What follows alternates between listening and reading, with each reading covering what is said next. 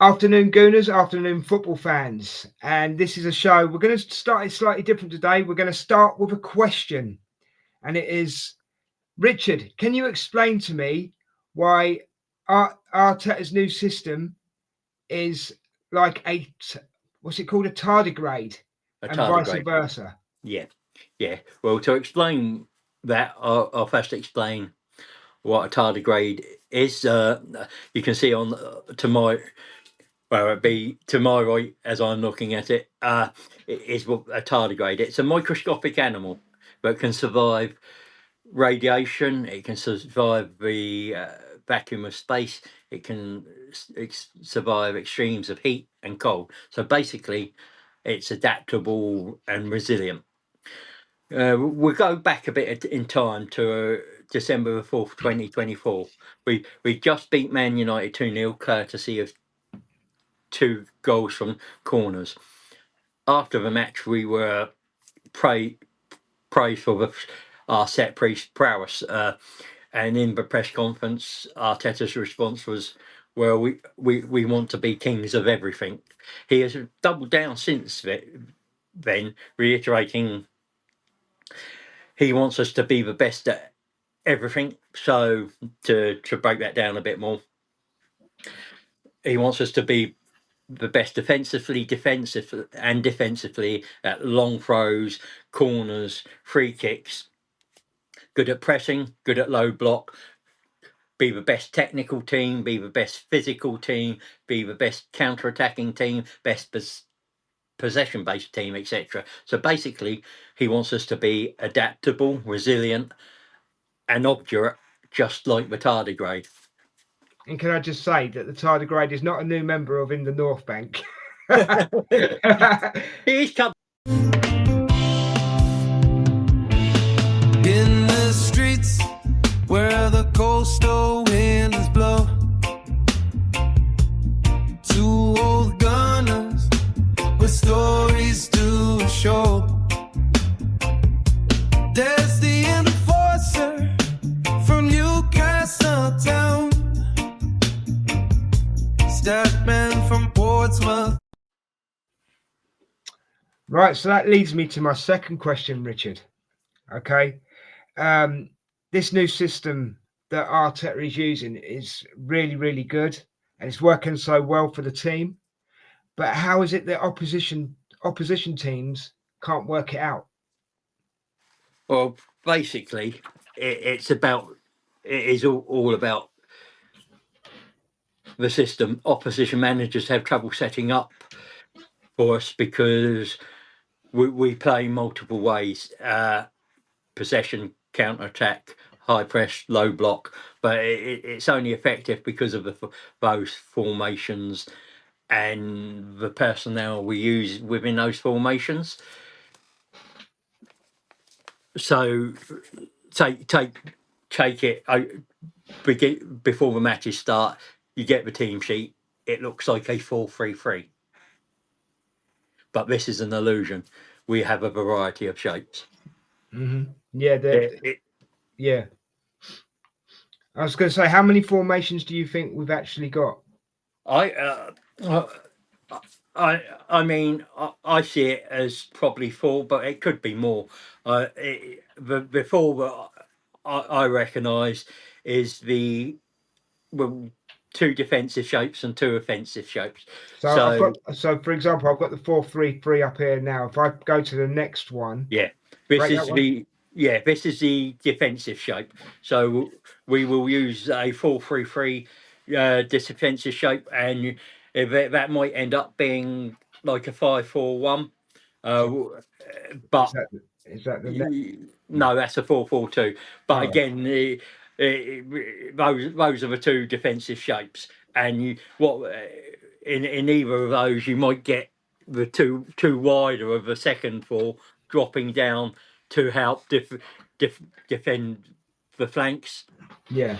Or come inside to track runners. So and then we're quite fluid because we'll then move into an offensive shape, and that's the offensive shape. Is this the 4-3? It's the 4-3-3, the offensive. No, No. the offensive is the 3-2-2-3 first one. It's the Is that that's the second defensive shape. So right? then when we'll move into to attack on the attack, this will be probably the primary formation that we use with Saliba, Gabriel and Timber at the base, Zubimendi and Rice, Eza and or Odegaard and Calafiori, and then your three front players, whatever combination that is: Martinelli, Saka, Gyökeres, Trossard, Saka, Gyökeres, So Madueke. Yeah, that leads me on to the next question, mate. How many combinations as a team do we have now? loads, because and most of those combinations will be your left hand side. So and who you play in the play sort of in the right eight, in the left eight, or the right eight. So you might have Calafiori and Trossard. Mhm. You might have Skelly and Madueke. Yeah. You might have Nketiah and Martinelli, and you might also see it be either just Eze and Eze instead of Odegaard, or Nwaneri instead of Odegaard. And you can change, and you might take Zubimendi off and have Rice, Odegaard, Eze, or you might have Zubimendi, Marino, Nwaneri, or Odegaard, or Eze. Yeah. So there's a lot of adaptability. On the right, you might swap out Timber for White. You might put Martinelli on the right, for example, or a Dowman. So, but what you will usually get is that back three. I believe for most of this season will be Saliba, Gabriel, and Timber, because they are probably quintessential in the defensive side of our game. They are the best one-in-one defenders, if not in the league, especially that we have. But I think they're probably the best in the league, and almost very probably the best one-in-one in Europe at the moment. So this formation, sorry, not formation. This system, because it's many formations, like you've said, like you've Yeah. pointed out. This system works well as a unit for the team. Yeah. There are players that you wanted to sort of pinpoint to let us know how it works, and do you want to go into that?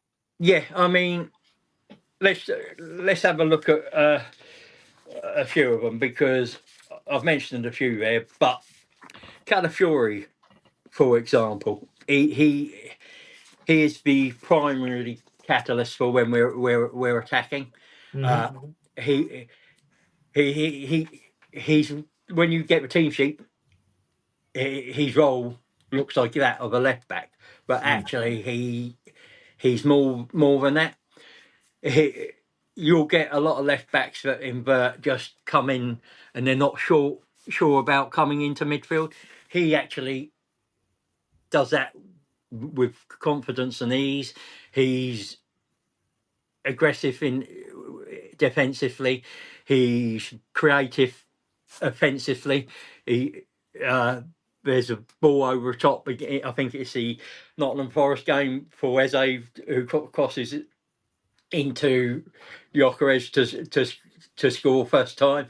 And that, but you're just as likely to see him on the right edge of the box, forming a triangle with Saka and Odegaard, or Saka and Timber, or arriving late at the edge of the box and hitting a stunner into the top corner. See, I get the feeling with these combinations, even though they are defenders, they can be anywhere on the pitch. Yeah, and That, if you look, that's a game changer. That is Yeah. absolutely a game changer, isn't it? yeah, it's massive. And I mean, you look at Rice as well. What transformation has Arteta's made with him? We already knew he was probably a world class player. He didn't get the recognition he deserved at West Ham, but coming to us, he's not just a six or he's a box to box midfielder that can run through people. He's got a good passing range. He arrives late in the box now. He scores got to get his head on and score goals arriving late in the box.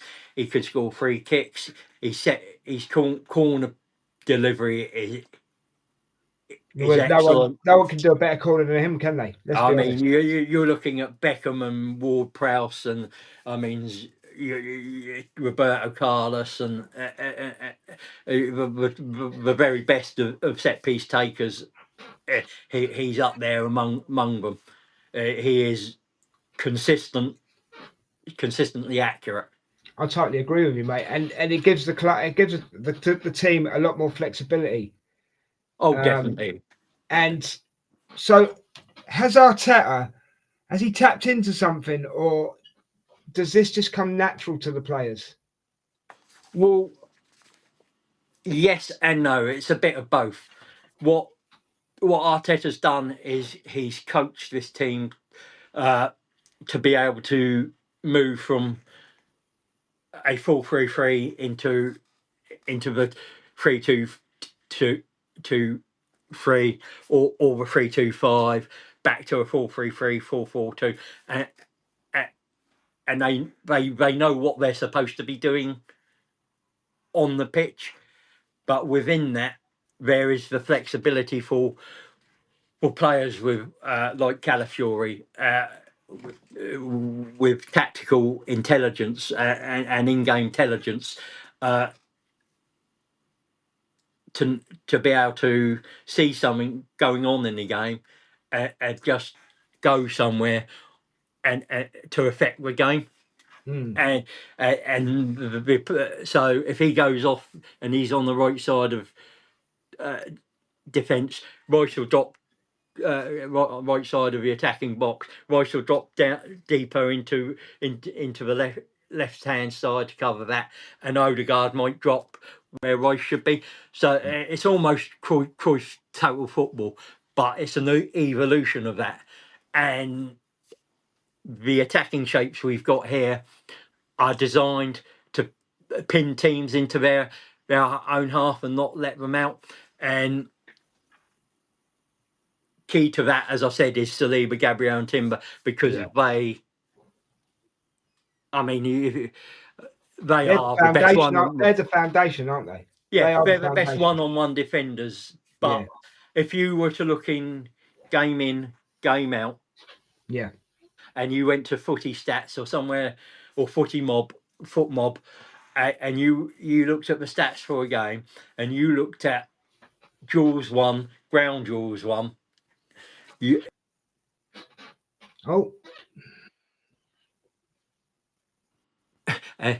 And even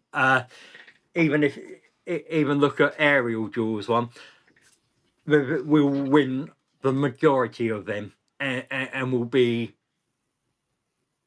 the best in those areas of play. It's built and designed to make us adaptable, resilient, and obdurate. But within that, you've got players like Eze that can do anything. You've got a Saka that can do almost anything. Calafiori can produce a moment of magic. Declan Rice, Odegaard, Zubamendi, Zubi, big little Zubi, I mean, you think his position as 6, he doesn't play as a tactical. He doesn't play as a simple number 6. he plays more as a playmaker, and he'll play balls through the lines. They're risky passes, and his pass accuracy suffers from it.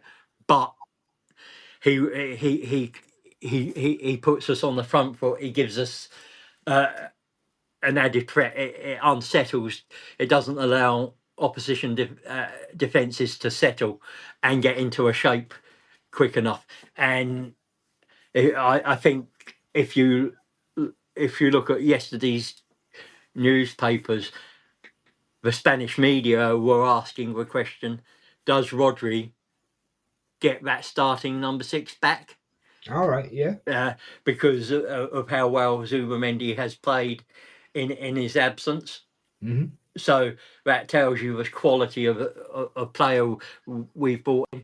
And also, I mean, if you look at, we might have had an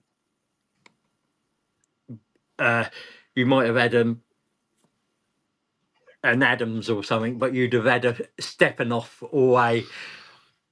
or Pascal Sagan, Yeah.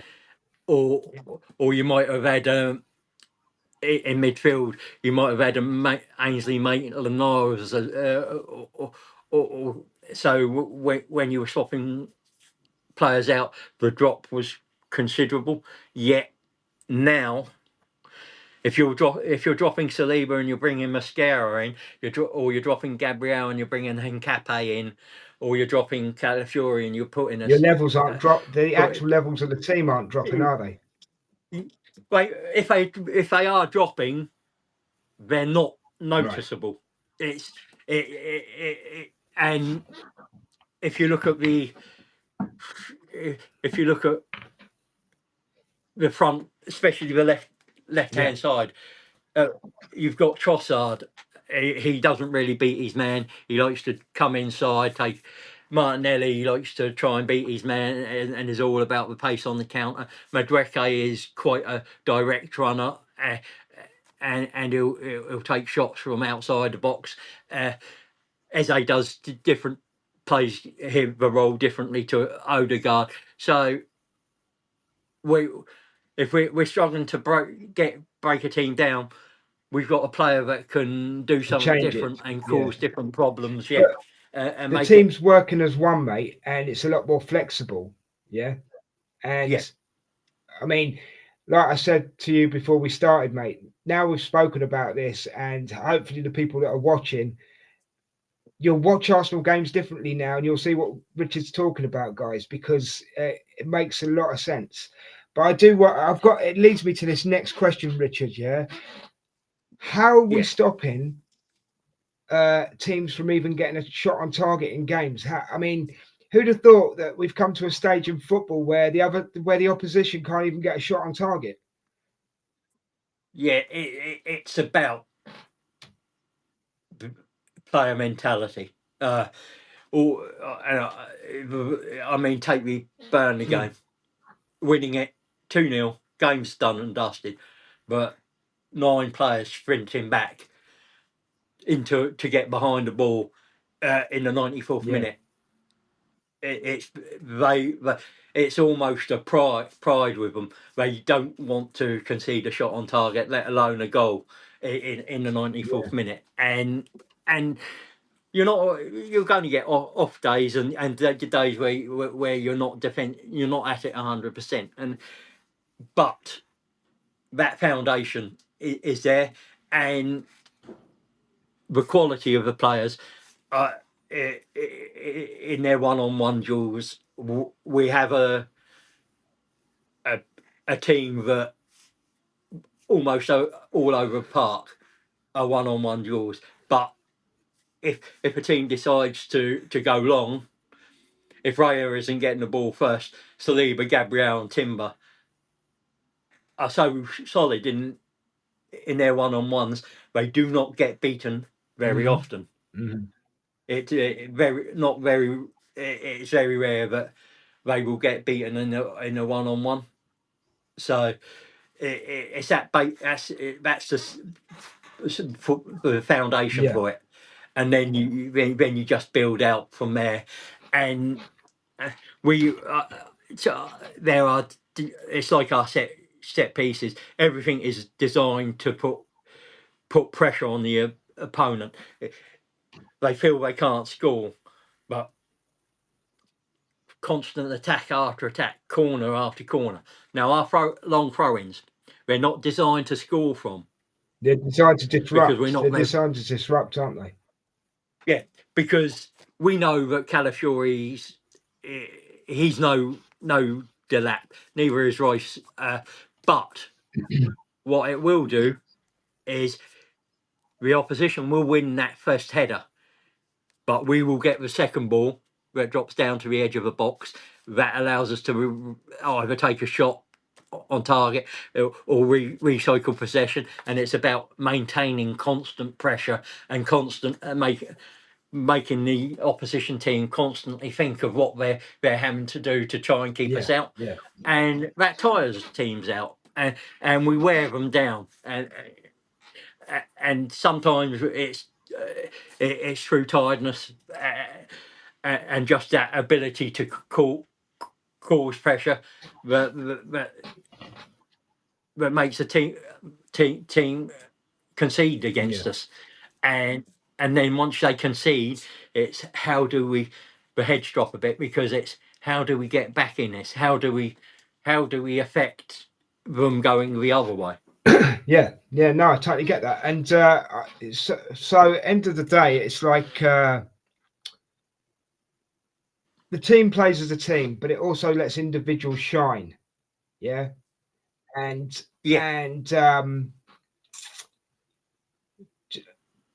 only in your opinion, mate, who does this benefit the most on the pitch, this system?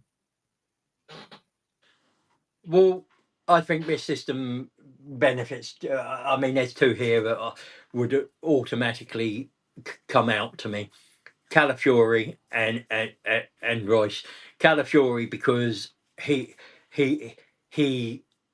literally roams from left back, and he can be on the right edge of the box, but it also Royce can be back on defending in his own box, or he can be running, hitting the box late and scoring a header in the opposition box, or he can be in the opposition final third, winning the ball back, turning it over for us to attack again.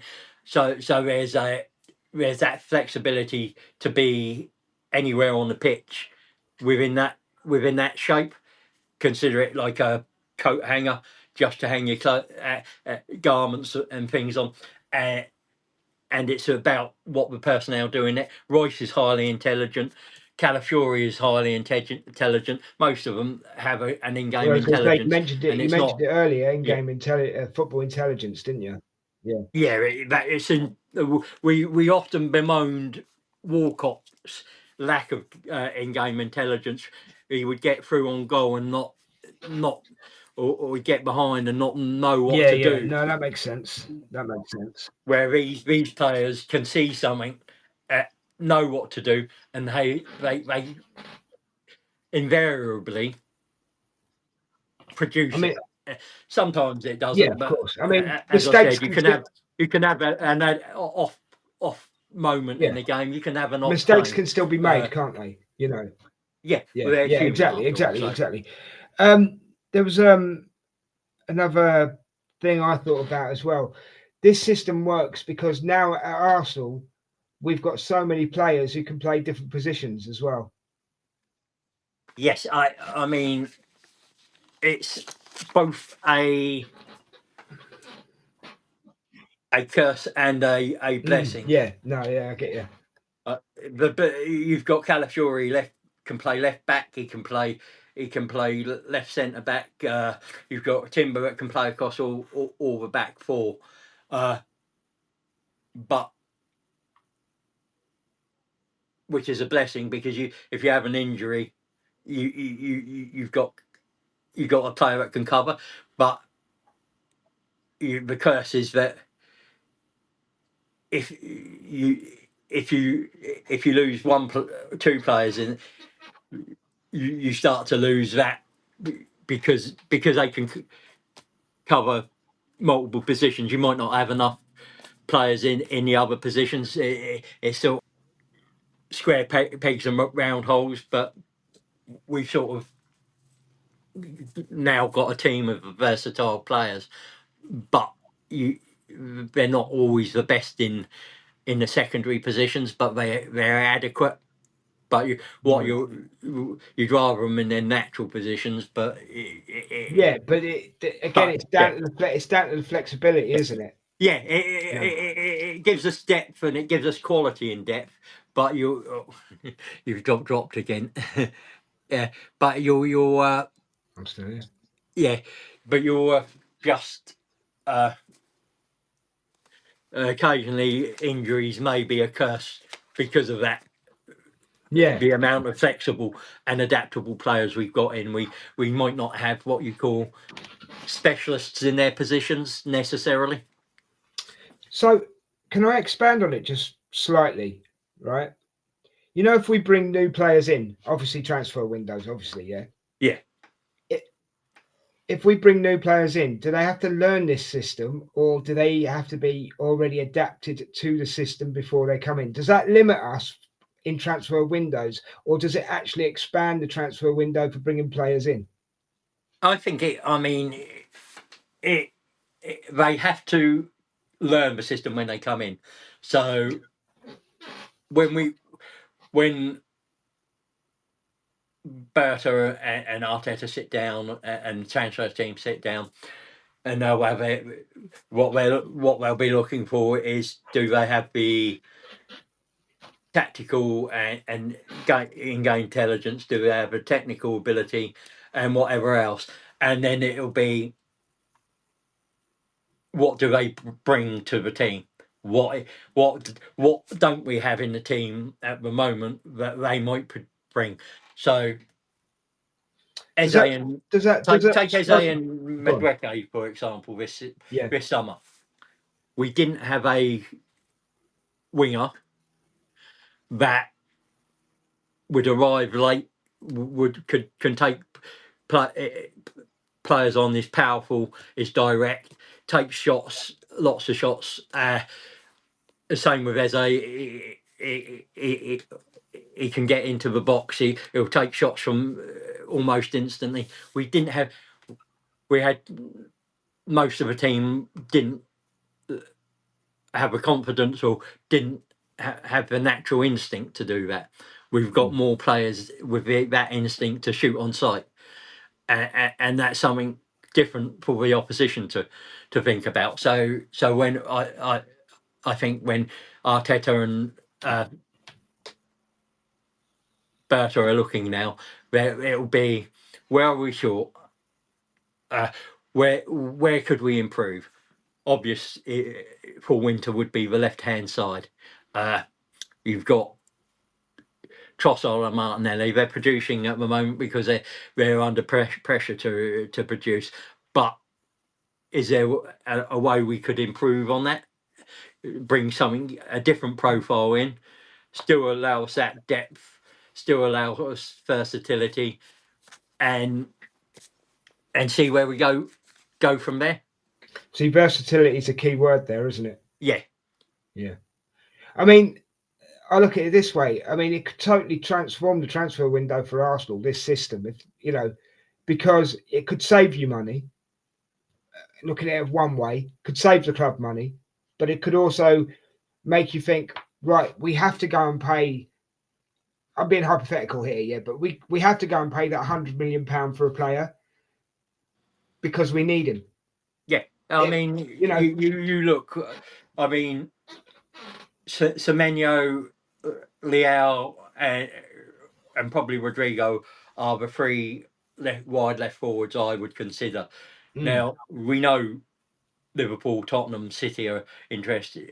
Are just some clubs interested in Semenyo. So he's got a clause soon. In the winter 60. But this is the thing, isn't it? Do you wait till January? Do you wait till summer and risk not losing them, or do you do you go, well, that's 65 million, but we just have to pay out now Exactly. because That's what I was basically saying. because Yeah. we can't afford to wait. And that's down to Berta, isn't it? yeah, and this is why we've brought Berta in, because he and thing and again we it also might mean we lose a few players along the Yeah, way. of course. Yeah, it's the pros Players and the that we cons. Yeah, like Martinelli, like Trossard. yeah, But if we're bringing somebody in that can do something, a job on that side, but better, yeah. then you have to accept that and accept that the club knows what they're doing. Pros and cons, mate. Pros and cons. Yeah. You know, it's straight up. It is. I totally understand where you're coming from with that. You know, and don't get me wrong. It's like you say, if Martinelli was to go, or Trossard as an example, and these are just examples, and we're not saying that we want these people to go, guys. These are just examples. Thank you for what you've done for the club, but the club needs to move on. Yeah, because let's be honest. We're sitting first in the table. We're City are 4 points behind us, and we know they're a real threat if they Of course. if they click into gear come the second half of the course. season, which is always possible, especially if they get Rodri back and they don't lose Haaland to injury.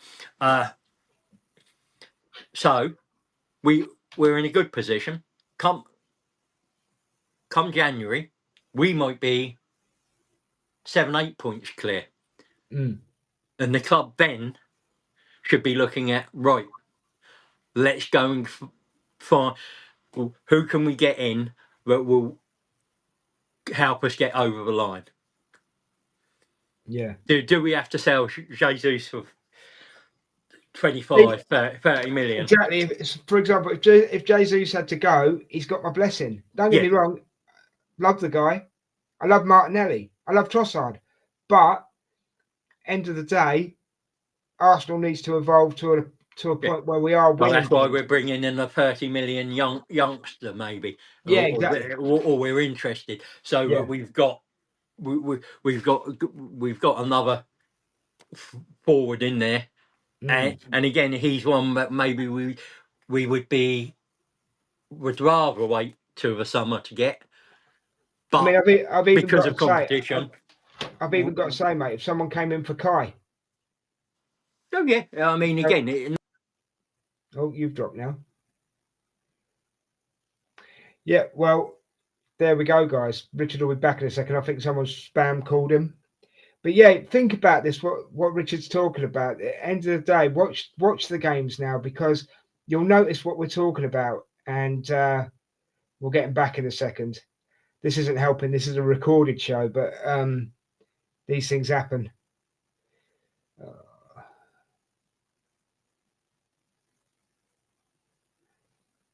We're going to have to do it again.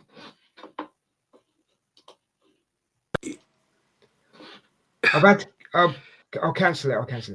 I was going to stop it, mate. Oh, it's dropped now. For God's sake.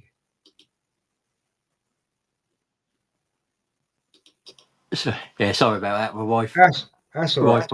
I was going to stop it and have to redo it, but we'll carry on, because we're near the end anyway. So yeah, we are literally near the end. It's about being, as I said, we love the players while they're here, but not.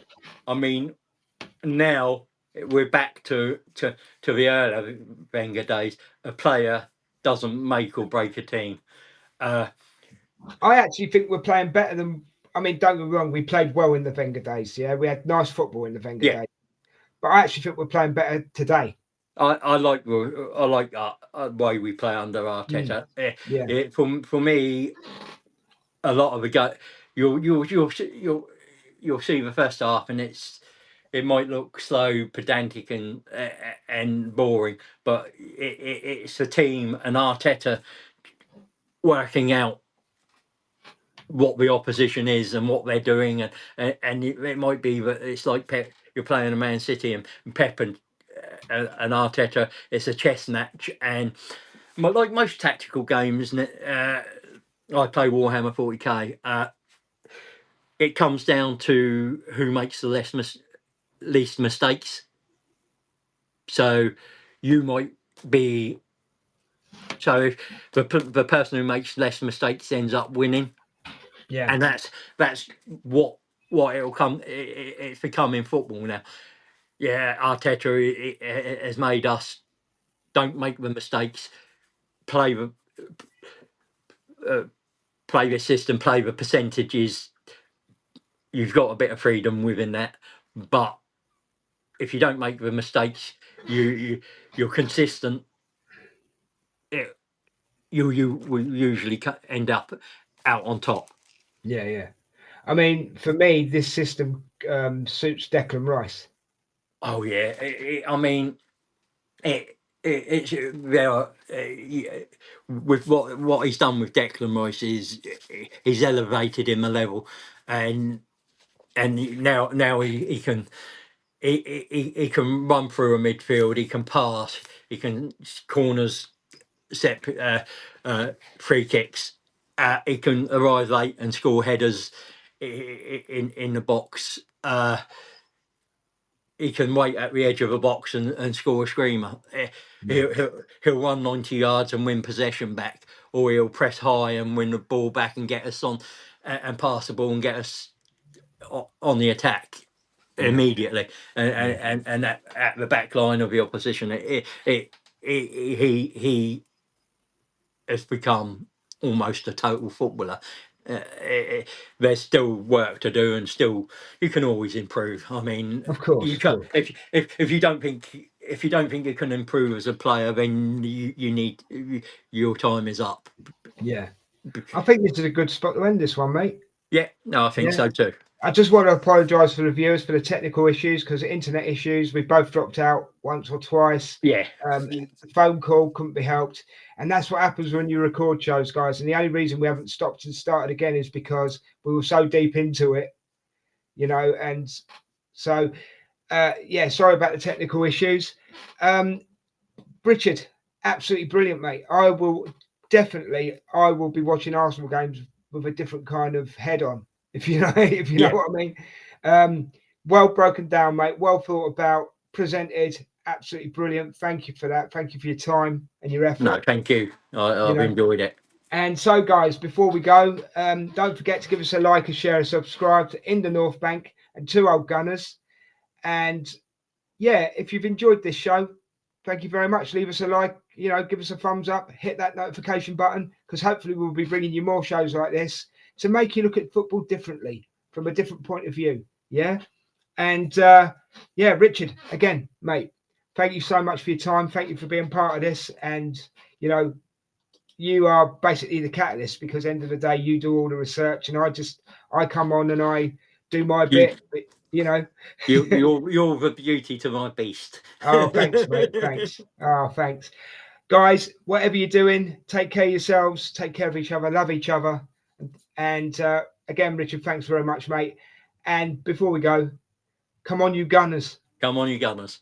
And peace. We're out of here. Thank you very much. In the streets where the coastal winds blow, two old gunners with stories to show. There's the enforcer from Newcastle town, Statman from Portsmouth,